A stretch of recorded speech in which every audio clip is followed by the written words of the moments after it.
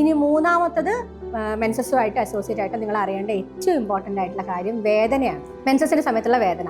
വേദനയുള്ള menses ആണോ normal, വേദന ഇല്ലാത്ത മെൻസസ് ആണോ നോർമൽ? ശരിക്കും പറഞ്ഞാൽ മെൻസസിന്റെ സമയത്ത് തീരെ വേദന ഇല്ലാത്തതും നോർമൽ അല്ല, മെൻസസിന്റെ സമയത്ത് ഭയങ്കരമായിട്ടുള്ള വേദന ഉള്ളതും നോർമൽ അല്ല. മെൻസസിന്റെ സമയത്ത് ഭയങ്കരമായിട്ടുള്ള വേദന ഉണ്ടാവുക എന്ന് പറയുന്നത്, ഭയങ്കരമായിട്ടുള്ള വേദന നമ്മൾ പറയുന്നത് എന്താ? ഡോക്ടർമാരുടെ ഭാഷയിൽ ഭയങ്കരമായിട്ടുള്ള വേദന എന്ന് നമ്മൾ പറയുന്നത്, 1 ഗുളിക കഴിക്കേണ്ട രീതിയിലുള്ള വേദന, 2 നമ്മൾ എന്ത് കാര്യമാണോ നമ്മൾ ദിവസവും ചെയ്തുകൊണ്ടിരിക്കുന്നത് അത് നമുക്ക് ചെയ്യാൻ പറ്റുന്നില്ല. ഇപ്പൊ നിങ്ങൾക്കാണെങ്കിൽ സ്കൂളിൽ വരാൻ പറ്റുന്നില്ല, പഠിക്കാൻ പറ്റുന്നില്ല, വീട്ടിലെ ബാക്കി കാര്യങ്ങൾ ചെയ്യാൻ പറ്റുന്നില്ല, ഗുളിക കഴിക്കേണ്ടി വരിക. ഇത് രണ്ടും അതൊരു നോർമൽ ആയിട്ടുള്ള വേദന അല്ല എന്നുള്ളതിന്റെ ലക്ഷണമാണ്.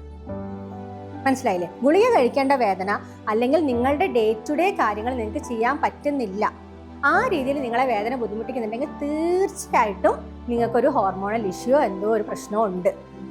അങ്ങനെയുള്ളവർ എന്തായാലും ഡോക്ടറെ കാണണം, തീർച്ചയായിട്ടും ഡോക്ടറെ കാണണം. ഇനി നോർമലായിട്ട് മെൻസസിന്റെ സമയത്തുള്ള വേദന എന്ന് പറയുന്നത് അടിവയറ്റിൽ ചെറിയൊരു അസ്വസ്ഥത.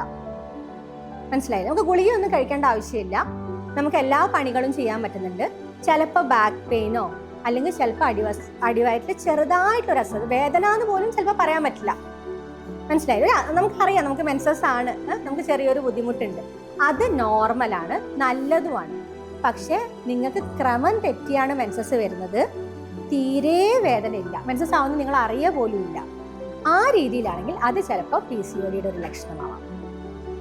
മനസ്സിലായോ? അപ്പൊ നിങ്ങൾക്ക് വേദന തീരെ ഇല്ല മെൻസസ് ആണെങ്കിൽ, അത് ക്രമം തെറ്റിയാണ് വരുന്നതെങ്കിൽ അത് കുറച്ചൊന്ന് സീരിയസ് ആയിട്ട് ചെറിയൊരു അസ്വസ്ഥത, പക്ഷെ മരുന്നൊന്നും കഴിക്കേണ്ട ആവശ്യമില്ല, നിങ്ങൾക്ക് എല്ലാ കാര്യങ്ങളും ചെയ്യാൻ പറ്റുന്നുണ്ടെങ്കിൽ അത് നോർമലായിട്ട് എടുക്കുക.